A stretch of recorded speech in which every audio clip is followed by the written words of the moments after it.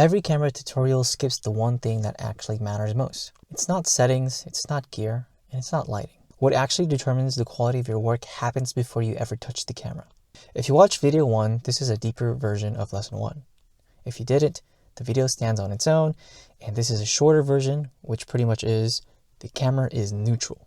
It reflects whoever is using it, and that idea is something that I'm going to elaborate on. Most people pick up a camera and immediately start asking the wrong questions. What settings should I use? What mode? What lens? And what would this look like on a better body? Those questions aren't useless, but they're downstream of something more important because the camera itself doesn't determine what the image is, it just records what you bring to it. Here's what I mean by that. The camera is just a box, it records light, and it doesn't know what's in front of it. It has no opinion of the subject, no care for it. Two people can shoot the same subject with the exact same gear and get completely different results. Same settings, same light, same moment, and the one image feels like something and the other doesn't.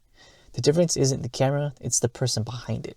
One loose analogy I like to say is two people can experience the same event, but they can have completely different perspectives.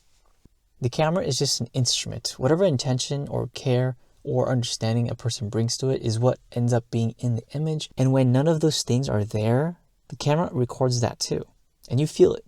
So if the work is determined before you press the shutter, what actually happens in that space? Before you raise the camera, before you frame, there are questions that you should already have answers to. And what does the image actually need to say? What should someone feel when they look at it? What is the subject about? Not what do they look like, but what are they actually about? What makes this subject interesting and unique compared to all the other stuff? Or why does it draw your attention? Or why should you draw attention to this subject? If you don't have those answers before you shoot, then the camera can't find them for you. That's the part most tutorials skip. They start at the technical layer because it's easier to teach. Aperture, ISO, shutter speed. Those have right answers. The question of what an image is actually trying to do doesn't have a right answer. It has your answer. It's subjective. And you have to figure that out before you pick up the camera. The image exists in your head before it exists anywhere else. The camera's job is to close the gap between the two and bring it to life. But if there's nothing in your head, no intention, no understanding of the subject, no sense of what this moment actually is, the camera just records a technically acceptable version of nothing. So there's a word that I keep coming back to when I think about this. Honoring. Using a camera well should mean that you're honoring whatever is in front of it. Whether it's a person, an event, a business, a landscape, there's a quality to an image when that care is present. You can feel it when you look at it, even when you can't explain exactly what you're feeling. Let me give you 2 examples from actual work. Concert photography.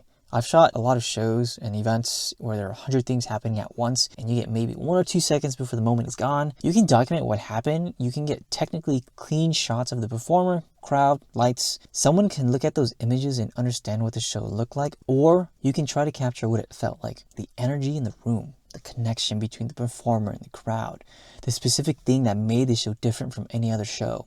Those images don't just document, they carry something. The difference between the two isn't gear, it's what you're trying to do before you raise the camera. Commercial work is the same thing. You show up, get the shot, hit deliverables, cover the angles, give the client what they asked for, or you can spend time before the shoot understanding why they need it, what this business is trying to communicate, who they're trying to reach, and what someone should feel when they see this content. When you understand that, the work changes, not because the technical execution is different, but because the intention behind it is different. And that shows up in the image whether the client can articulate it or not. The same tool that can honor a subject can also do the opposite. Cameras can be used to misrepresent, to reduce, and to take something away from what's actually in front of them. This happens in advertising, in media, and work that prioritizes the agenda of the person holding the camera over the truth of that subject. And the camera doesn't distinguish between the two. It just records what the person behind it brings. It doesn't know if the photographer cared. It doesn't even know if the subject was honored or exploited. It just captures what's there. That's what makes the philosophy the foundation, not technical skills. Because you can teach anyone aperture, you can teach composition, lighting, camera movement, but the question is what you're trying to actually do with the camera and whether you're being honest about it. That's on you. That's not in any tutorial, and that's what this whole series is really about. Here's what I want you to take from this video. Technical skills amplify the foundation. They don't replace it. You can technically be perfect and still produce hollow work. And you can technically be imperfect and still produce something that genuinely lands because that intention behind it is real.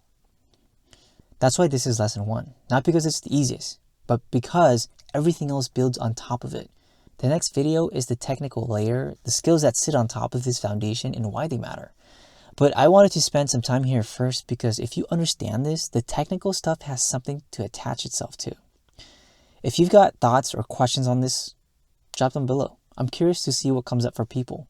I'll link the full playlist in the description and the community link is there too.